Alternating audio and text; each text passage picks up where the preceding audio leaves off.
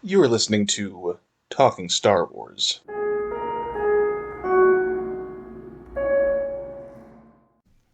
Hello, I'm Connor. And I am Alex.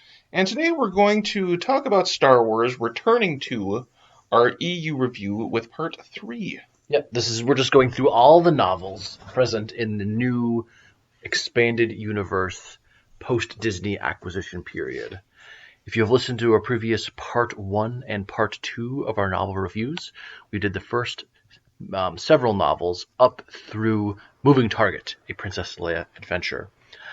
As you know, how we do this is I primarily have read most of the novels, and Connor is my co-pilot and will prompt me as the more skeptic of our EU materials, and from there I will expand upon that while Connor prompts me. Yeah, we'll get some plots. We'll see how each piece stands as an artwork, how each piece stands as a piece of Star Wars media, reveal who this might be aimed towards, and then give a brief ranking. We're going to start with the first trilogy that was released during the post-Disney acquisition and the relaunch of the new canon, the Aftermath trilogy, which is generally fairly well regarded and personally I enjoyed very much. I'm not really going to talk about the novels separately because they're a trilogy and they have the different plot points, but they have the same shared cast of characters and are operating in the same space. Who are we focusing on? The Aftermath trilogy in 3 novels. There's the first one, Aftermath. Then there's Life's Debt and Empire's End. So Aftermath takes place immediately after the Battle of Endor, as the rebels consolidate what they've done and start to formulate the New Republic, and certain Empire figures in the Empire try to survive and consolidate new power bases. In particular, one of the main antagonists is Admiral Ray Sloane. But our primary characters in the Aftermath trilogy are a ragtag bunch of misfit rebels and pseudo-rebels and former Imperial defectors, from a former pilot in the Rebel Alliance, her son, his crazy droid companion, a former Imperial loyalty officer who defects to the rebels, a current and then former bounty hunter, and a special operations rebel trooper. So Aftermath takes all of these disparate individuals, puts them on the same planet, and then they end up having to work together to foil the plans of Admiral Ray Sloane.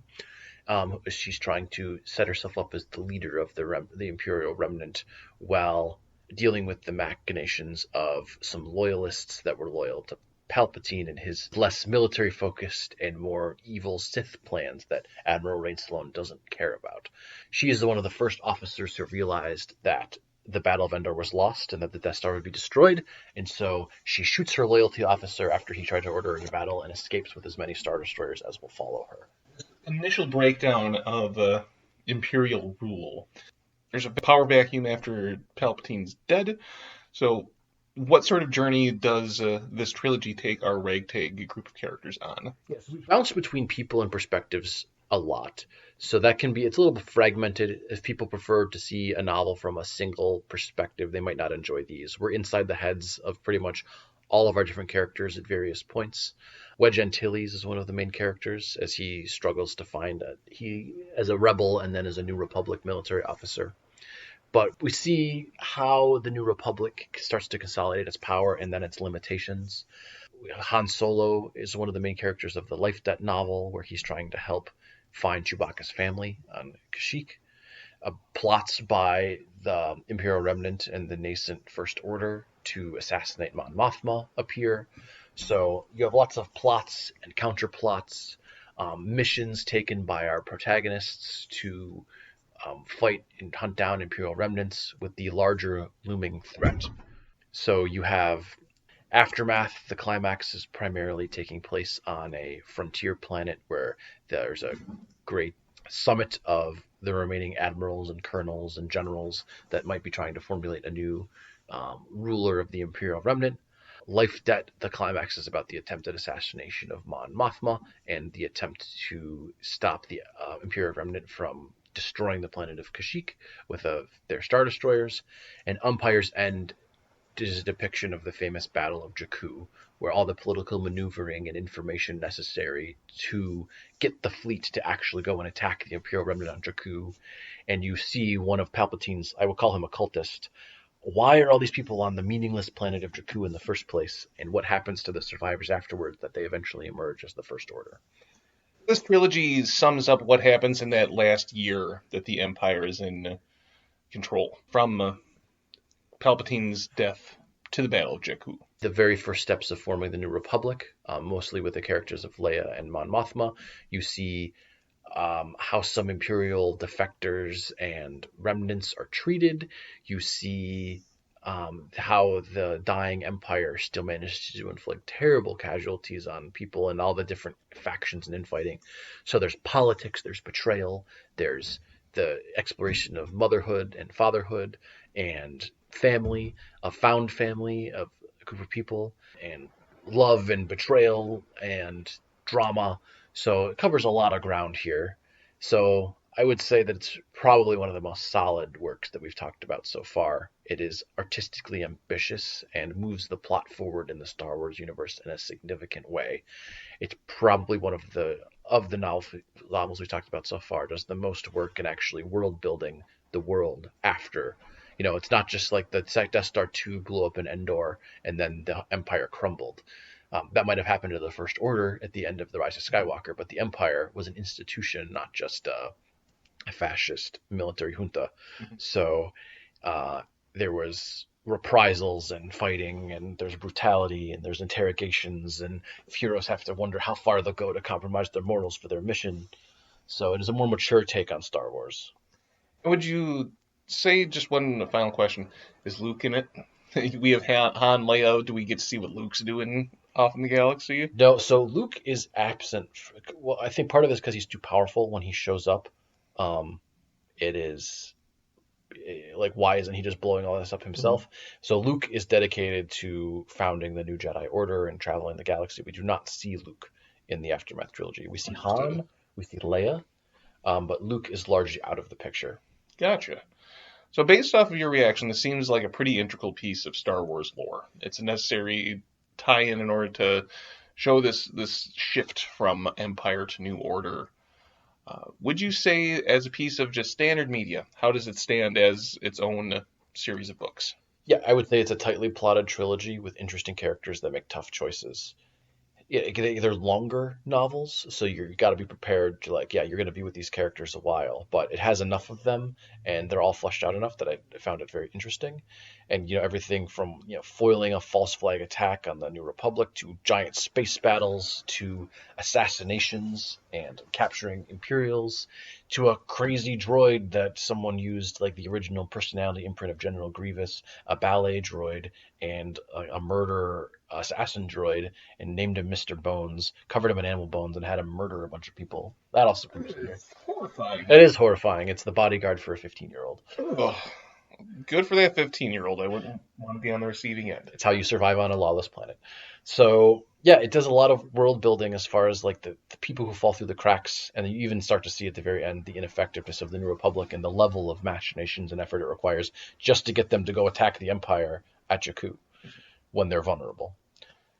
Who is this for? Is this for your typical fan? Is this for your hardcore fan? Is this for your casual reader? Yeah, definitely not a casual read. These are novels. They are big. You have to follow the plot. There are many characters moving around. But for anyone who really, I would say this is not even for a hardcore Star Wars fan, like someone who's just looking for all their recognizable characters. You know, you get a little bit of Han Solo, a little bit of Chewbacca, but it's also mostly new characters.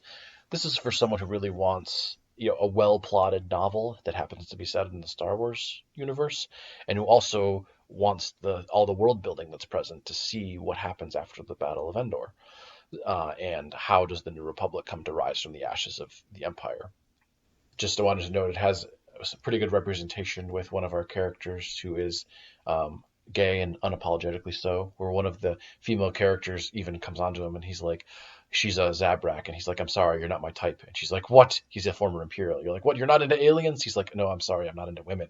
She's like, oh, well, let me hook you up with one of my friends. And so it's a depiction of a gay character, and he's also like an interrogator and an operative and a spy, so he's not reduced to his sexuality. I think he's one of the first canonical gay characters present in new Star Wars media. So I wanted to highlight Sanjir as one of my most enjoyable characters.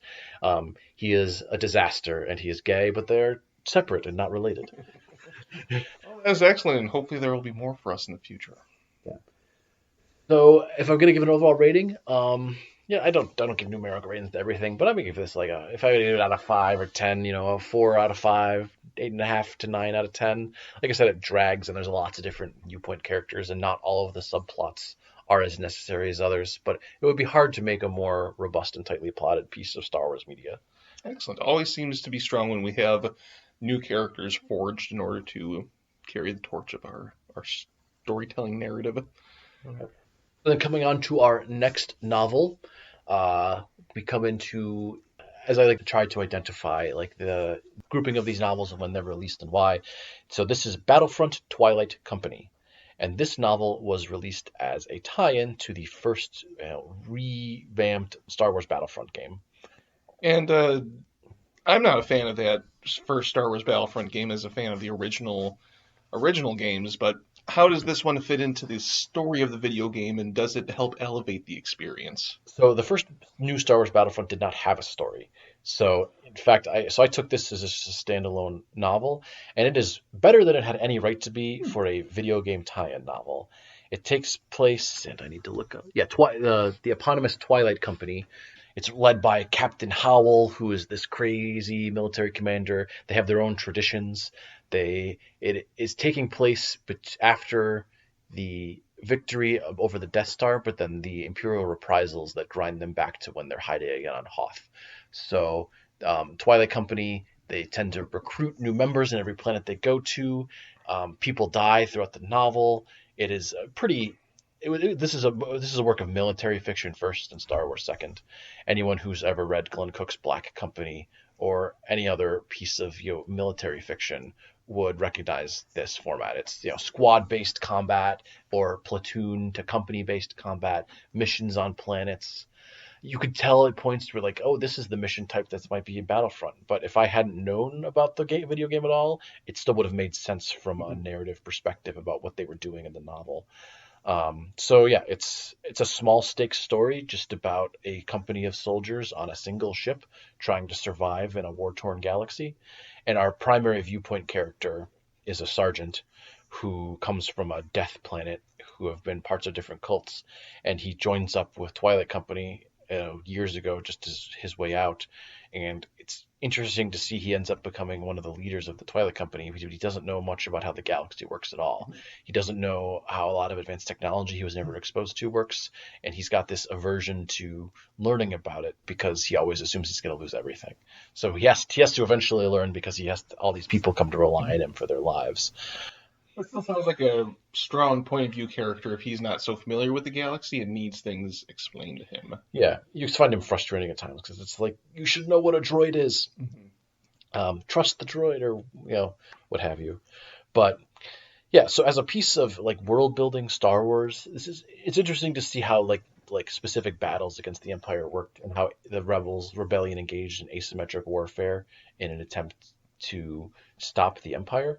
And then you also see, okay, we destroyed the Death Star and we all celebrated, and then they launched a big counteroffensive to try to seize more territory, but just the destruction of the Death Star was not enough to drive back the Empire. Mm-hmm. This tracks to the same period we see in the first series of Darth Vader comics, where then you get they deploy the entire power of the fleets against the rebellion and force them on the defensive again. So this is in that same time period, and you get the sense of just the sheer amount of military might the Empire can bring to bear, even when the rebellion at first had an upsurge in interest and power. You mentioned the angle of being more of a military type novel. Is this meant as a gateway for fans of that kind of media to dig into Star Wars, or vice versa? Yeah, so if you've ever, like a war novel, it's a very specific genre where you get detailed descriptions of squad-based battles, the resources present. You have a few specific viewpoint characters that serve as your vehicle for the rest of this larger company. So it's got things like camaraderie, betrayal, special operations, battle. But you feel bad about getting too attached to any character, because this is not a novel that is afraid to kill off its main characters whenever it would feel appropriate to. No one is safe in Twilight Company. So, yeah, so if fans of this novel just as a standalone novel I would say is a decent piece of Star Wars media. I like small stakes stories, and it does that well. The writing itself is fine, but as a piece of military fiction, it's a nice fusion of the Star Wars ethos with the military fiction genre. It reminds me of what was the name of the tabletop game that we played? Star Wars Imperial Assault. Yeah, Star Wars Imperial Assault is a fantastic example of just the nitty-gritty battles that are necessary for the rebellion to win in order to overcome the larger empire. Yeah, so I would say that this novel is for, if you're a fan of military fiction and like Star Wars, yeah, go ahead and give this a read. You'll love it. If you are a hardcore Star Wars fan and just want to know more about, the position of the rebellion and see what's one of these little disparate, even like a single company within the Rebel Alliance has its own traditions and values and ways of operating, different than the very standardized way in which the Empire acted. It's interesting from that perspective as well. But if you're in Star Wars for just the fantastical elements, if you want like a romance space opera or happy story, this one's not for you. This is pretty gritty. It's in the trenches, down on the earth. People die. There's not nary a Force-sensitive character to be seen. This is a piece of military fiction first. Our last installment with the Aftermath trilogy is you ranked pretty high, just because it's a key piece of Star Wars fiction and strong fiction on its own. How would you rank Twilight Company in comparison? Yeah. So overall, I'd give this one a thumbs up if you're enjoying the military fiction camp or a hardcore Star Wars fan. All right. So our next story seems to take a little bit of a narrative shift. Yeah. This novel, Before the Awakening, we're still coming up to the launch of The Force Awakens. So all of the items that we've talked about to date have predated the release of The Force Awakens, but after Disney purchased Star Wars.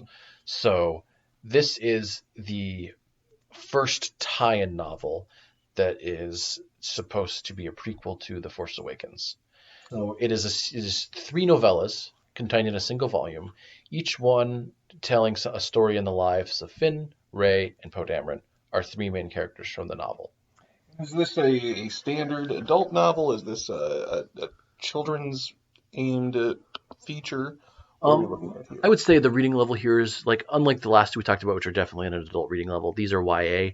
So yeah, so it's approachable, easily digestible. It's not long, but like with many things in the sequel trilogy, the more context you can have that's not depicted in the film, the better. Mm-hmm. I wouldn't call this, as artistic as maybe the other novels we talked about, but the plot stuff that happens is interesting as ways in which it displays the characters. So Finn, at that point, FN 2187, this is explaining how he's both such a gifted stormtrooper and why he'd been working sanitation before the events of The Force Awakens. That he, in simulations, does exceptionally well and is a great shot, but when it comes to actual missions where he has to kill people, he hesitates. And so they keep trying different ways of indoctrination and of probation, but never quite sticks on him. So his final chance to prove himself to Captain Phasma is the attack on Jakku with Lor San Tekka. So and we also see him engaging in hand-to-hand combat drills with other members of his squad, which is foreshadowing the traitor scene from The Force Awakens, where the riot trooper pulls out his baton and duels Finn. That is someone he had previously had a rivalry with inside his company. Then we get the story about Rey, which is where Rey learns a valuable lesson about trust, where she finds she's barely scratching by as a scavenger on Jakku. She finds a cruiser that could potentially be repaired and actually leave the planet. She pairs up with a couple of other scavengers to repair it, and at the end, they leave her on the planet and take the cruiser for themselves. After she's like, "Oh, I'll get the last of the fuel I need," leaves the ship, and they take off without her. Because she could have sold it for 400 portions or something, but instead decided she wanted to leave the planet. And that, I think, is one thing that sours her on leaving Jakku and explains one reason why she never wanted to leave Jakku. In fact, as I'm thinking about it, I believe she just intended to sell the ship And the fact that her compatriots used it to leave the planet is so shocking to her, because she never actually thought she would leave. She wanted to repair it into working order and then sell it to live a more comfortable life. So as her home, she's still waiting for her family to retrieve her. yes, so it's establishing that part of Rey where she can't even imagine either getting betrayed, and she can't imagine leaving Jakku at this point. Yeah. And what's Poe's segment in the story? Yeah, so we see Poe, the circumstances that lead to him leaving the New Republic military and joining the Resistance. He's sort of this maverick type X-wing pilot who engages in, he's given a direct order not to antagonize the First Order. He violates that order to go and save some people, and then our allies within the New Republic military get a meeting with Leia, who is a leader of the Resistance, even though her organization is technically illegal. He engages in a mission for Leia and the Resistance to find information aboard a pleasure yacht for a senator who's been passing information to the First Order. So this story establishes Poe's character as this maverick with a strong sense of personal justice who is willing to leave the New Republic military to join the Resistance and fight against the First Order. Because the Resistance doesn't have a treaty with the First Order, so it also introduces to some of his other wingmates that defect with him or work with him, as we see in his comic series Poe Dameron, where he is a member of Saber Squadron and has to skirt around New Republic regulations to oppose the First Order.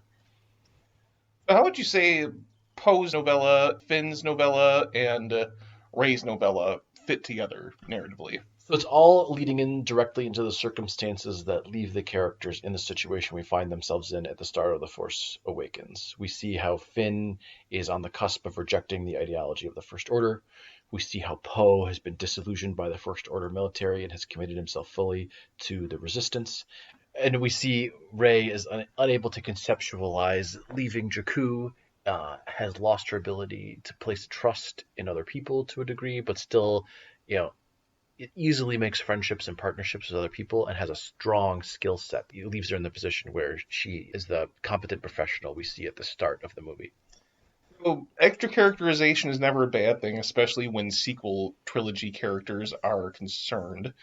But how do these stories hold up? It's kind of a young adult set of novellas. Was it an engaging Star Wars read? The only one I found necessary to add context for characters was Finn's, because Finn is the one who's most desperately in need of characterization. Poe's was most interesting for giving, we actually see the New Republic military. They aren't just all blown up by Starkiller Base without ever appearing. So that was the most interesting part there, and to see Leia in her role as general. And Rey's story, establishes her skill set and the situation on Jakku that makes her so desperate there. But of them, really the only one most necessary for the character work is Finn's, and the one the most necessary for world building is Poe's. The one that's the most tightly plotted and tells the best self-contained story is Rey's. It's an equal balance throughout of quality, just in varying aspects of reading. It was enjoyable. I would not call it a necessary read. The writing is not going to blow your socks off, but neither is it bad. It's competent and understandable and well written, so it's just not ambitiously written. So yeah, if you really like Rey and Poe and Finn, go ahead and give this one a read. If you really want to see more about the First Order or the New Republic, but I wouldn't call this one essential Star Wars reading. It's more just it's a little extra thing you can go read. It's not long. One thumb, not exactly up or down, but just level, sideways thumb. Yeah, so that is Before the Awakening, the lead up to The Force Awakens. So then our next novel after Before the Awakening is probably a series called Young Readers. It's not even YA. It is meant for even younger readers, grade school readers. Adventures in Wild Space. And even that, and by young readers, really, it took what could have been a normal size 200 to 300 page YA novel and cut it into 8 pieces to sell more hardbacks. Mm-hmm. I got it from the library. I read all of them. They're not bad. So Adventures in Wild Space. There's like 8 volumes of it. I'm not going to specifically call them out because they're really just telling one story. So it's about Milo and Lena Graff, the child of explorers. Their parents go missing after they're captured by the Empire because their whole job is surveying distant planets in wild space beyond the Outer Rim. And the Empire, as it ties into their plans, they want to use wild space to set up their backup First Order eventual base, build their Starfleet on Exegol and all of that. So it makes sense from a story format in that. But it's told in this series of very short young reader novels about 2 children of the ages of like 10 and 11, and the evil Imperial agent that is pursuing them, attempting to get the navigational data that their parents had on their ship. They land on a planet where there was a former Hutt base, and then all the menagerie has escaped and is terrorizing the locals.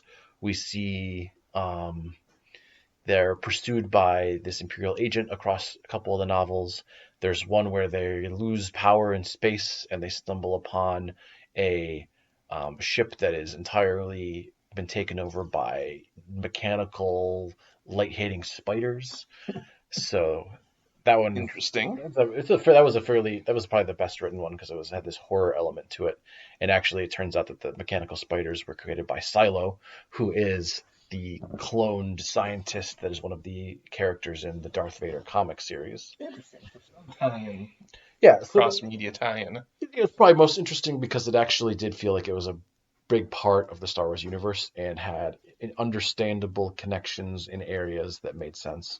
Of course, there would be surveyors who go and survey areas in wild space.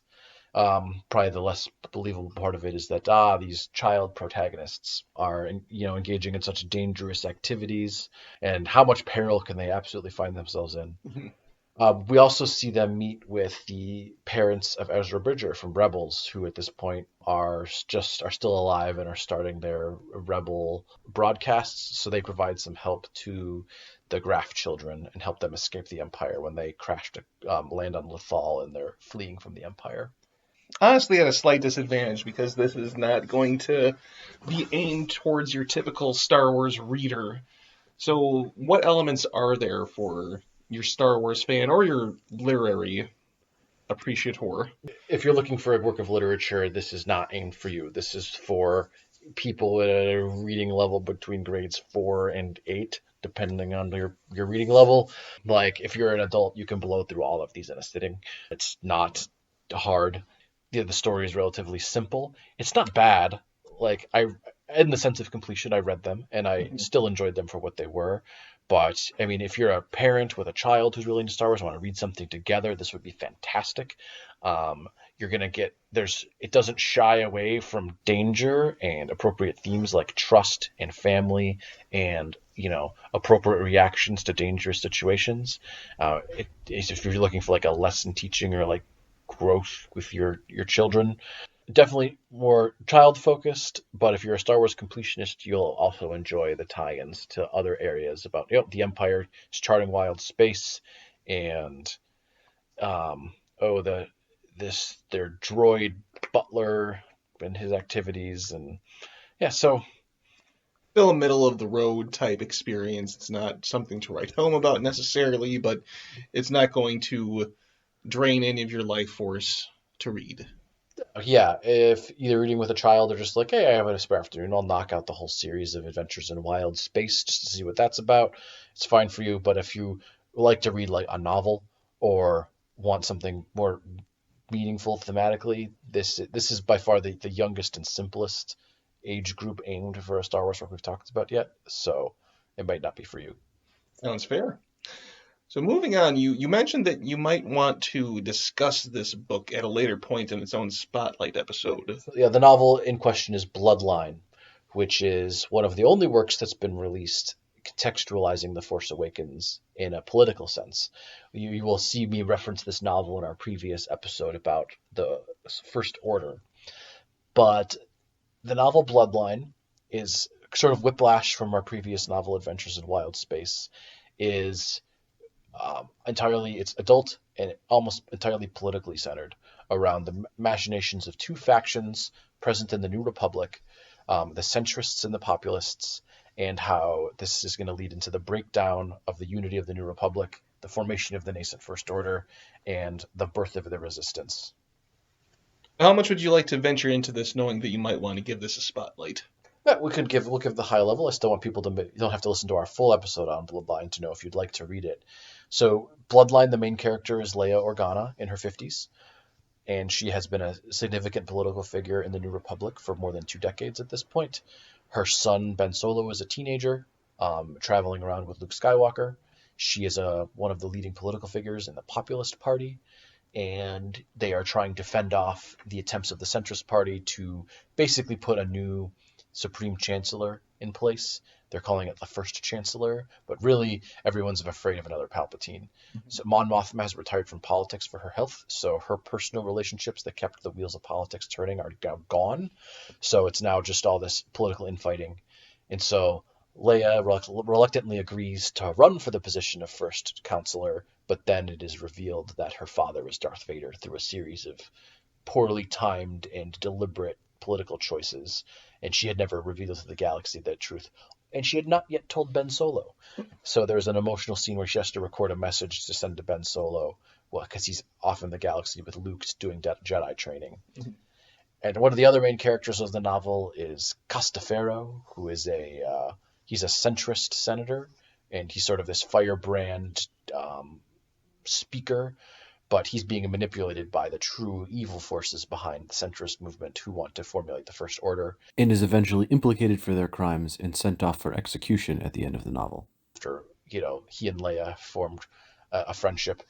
And I appreciated the depiction of a platonic friendship between an older woman and like a 30-year-old man. There's no hint of romantic attraction between them. They are colleagues and then become friends. And she's still happily married to Han Solo. So more detail we shall give when we discuss Bloodline in further detail. But as far as an overview, you've said that this is a pretty integral novel as far as delving into the politics of the sequel trilogy, which do not really get a showcase in the sequel trilogy itself.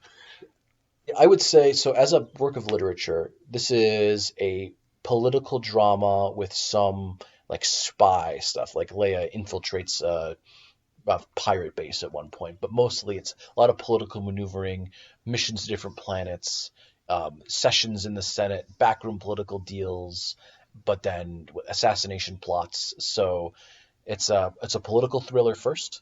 And if that's your genre, if you love seeing the politics, the cutthroat, the backstabbing, the understanding of different factions, and really like the Star Wars world building of how did the New Republic get to be so weak, this novel will explain it to you.